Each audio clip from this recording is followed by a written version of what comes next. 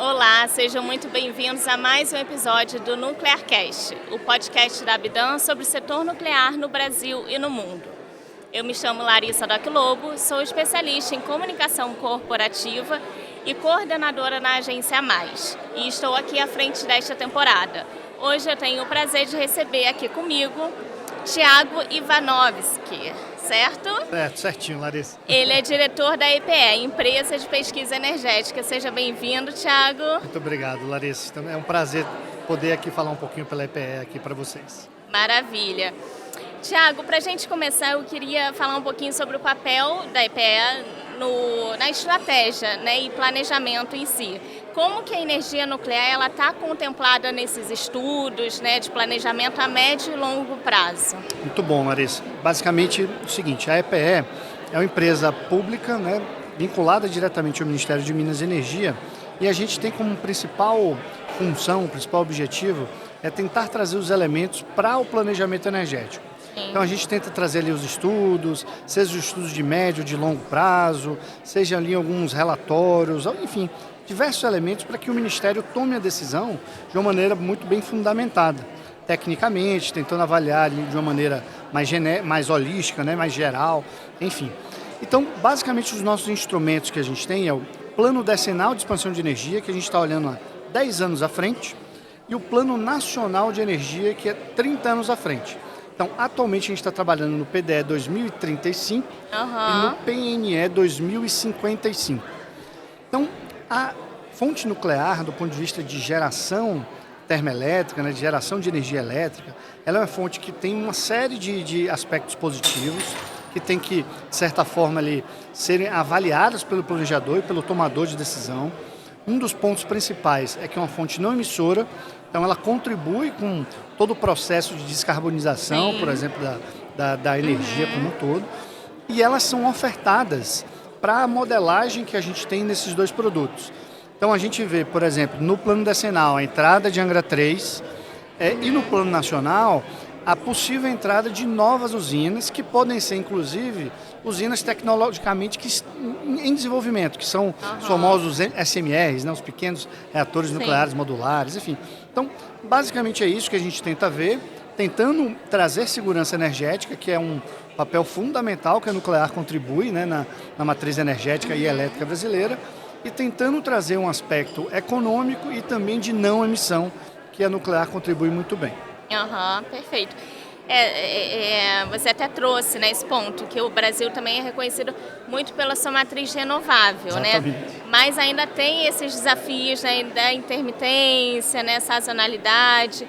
Então, assim, queria que você, né, como especialista, né, que vê o setor, né, e à frente da EPE, né, como que o senhor avalia essa combinação de fontes, né, para o Brasil? Essa também é uma excelente pergunta, porque se a gente pega um histórico do Brasil, o Brasil teve um desenvolvimento do ponto de vista de energia elétrica muito focado em hidrelétricas, né, em grandes hidrelétricas, né? E ao longo do tempo a gente foi mudando um pouquinho a nossa matriz elétrica. Hoje a hidrelétrica ainda tem um percentual muito forte, participativo, entre 50% e 60% da geração. Tem uma participação fortíssima da eólica, da solar, que são fontes intermitentes, né, como você mesmo comentou. E traz um desafio à operação, né? Então, as fontes térmicas, elas trazem esse elemento de segurança. Então, as fontes térmicas são energia nuclear, gás natural, a biomassa, o carvão mineral, e, enfim. Então, a gente tenta avaliar ali do ponto de vista do planejamento, principalmente a questão da economia, de ser barata, a competitividade, mas também a segurança eletroenergética do país. E aí que está um papel fundamental que a nuclear contribui muito. Então são usinas de base, né? Quando você pega ali, tem um termozinho técnico que a gente chama de fator de capacidade. São fatores de capacidade bem elevados e podem contribuir com essa segurança nesse mix, né, de energia, tanto do ponto de vista da hidrelétrica, quanto do ponto de vista das intermitentes eólica e solar. Então, a gente traz diversificação para a matriz, que traz resiliência, tem a famosa expressão da resiliência climática, né? A gente não sabe exatamente o que vai acontecer com o regime de chuvas, regime de ventos, enfim. É dessa forma que a gente avalia ali no planejamento. E trazendo um ponto que você já comentou, né, essa questão do custo da energia, né, que é um tema, né, muito debatido, polêmico. Então eu queria assim trazer essa visão, né, considerando a vida útil, né, e longa de uma usina nuclear, né, e a estabilidade dessas usinas, né, como que você avalia essa variável, né, e até para quem está nos assistindo, né, também ter essa ideia. Não, ótimo.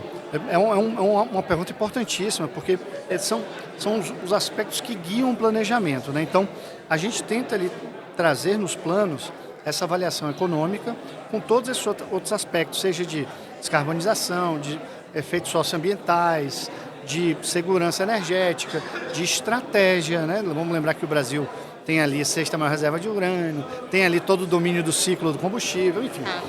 Mas, do ponto de vista econômico, como é que a gente vê?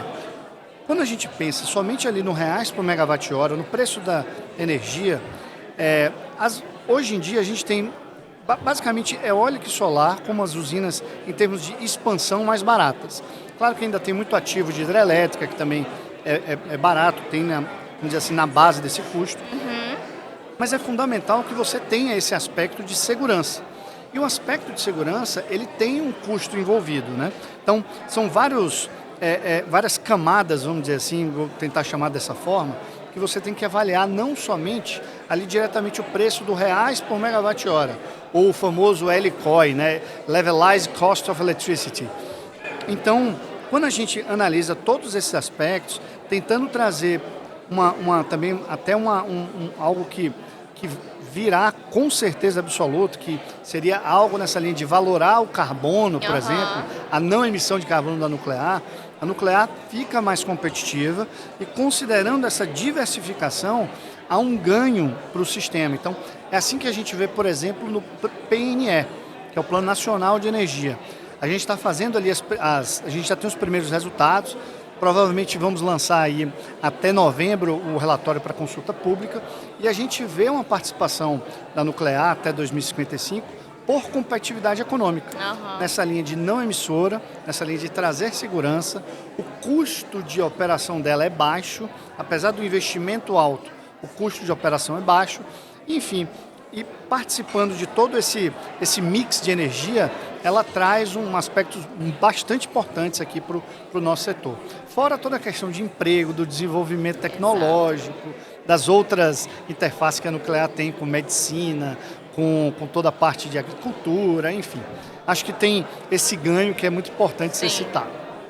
A gente já está caminhando para o final, Thiago, eu queria assim, que você falasse um pouquinho da importância dos estudos, né? Então a gente acabou recentemente, né, de ver a solicitação pelo CNPE de um novo estudo para a Angra 3, né, para aí a gente caminhar com esse processo. Então, como é que funciona assim na prática, né, e em que estágio estamos, né, digamos assim, no Brasil?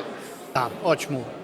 Basicamente, o seguinte, como é que a gente tenta ali trazer esses elementos, né?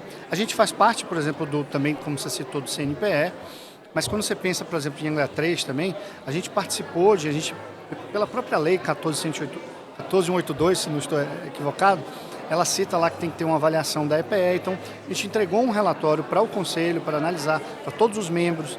Então a gente tenta um relatório bem extenso, enfim, quase 300 páginas, que a gente tenta trazer todos esses elementos, e não só elementos econômicos, mas elementos estratégicos, elementos de critérios socioambientais, os elementos de desenvolvimento econômico, os elementos também do custo da eletricidade.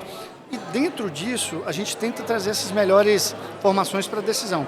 É similar com outros estudos que a gente faz também, por exemplo, convido também a todos os ouvintes aqui a lerem o relatório que a gente acabou de publicar na última sexta-feira do Fórum SMR EPE Abidan.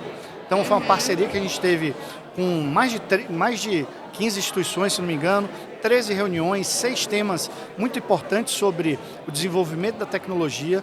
Então é por meio desses relatórios e todas essas metodologias que a gente tenta trazer a melhor informação possível para o tomador de decisão e para a sociedade. E é fundamental, né? Com certeza. E só para a gente finalizar, queria trazer os SMRs, né? Então, qual é a visão de vocês, da EPE, sobre essa nova tecnologia, né? que está perto, né, da gente aí tê-las aqui no Brasil. Exato. Vamos lá, o SMR assim, é uma grande vertente mundial de desenvolvimento tecnológico. Então, você tem uma série de países, todos os principais países do mundo que trabalham com energia nuclear estão desenvolvendo, né, projetos SMR, mais de 80, quase 90 projetos, modelos, né, diferentes. Então a gente vem acompanhando, por exemplo, uma série de atividades junto com a Agência Internacional de Energia Elétrica, não só com a Abidam, mas com a Agência Internacional de Energia Elétrica, com o governo de alguns países. E nessa linha a gente vê como uma promessa muito, muito bacana, muito importante, muito promissora, nessa linha de tentar reduzir custos iniciais, o tempo de implantação, o desenvolvimento e a facilidade tecnológica. Tem novos combustíveis, muito provavelmente vindo. O Brasil tem esse potencial, inclusive, também nessa linha dos combustíveis. Então, a gente olha com muito bons olhos.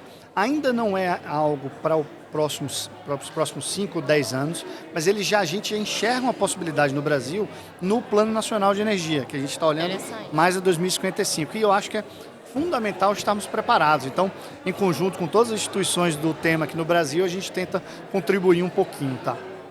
Muito bom. Obrigado. Muito obrigada, Thiago, pela sua participação aqui no NuclearCast. Eu que agradeço.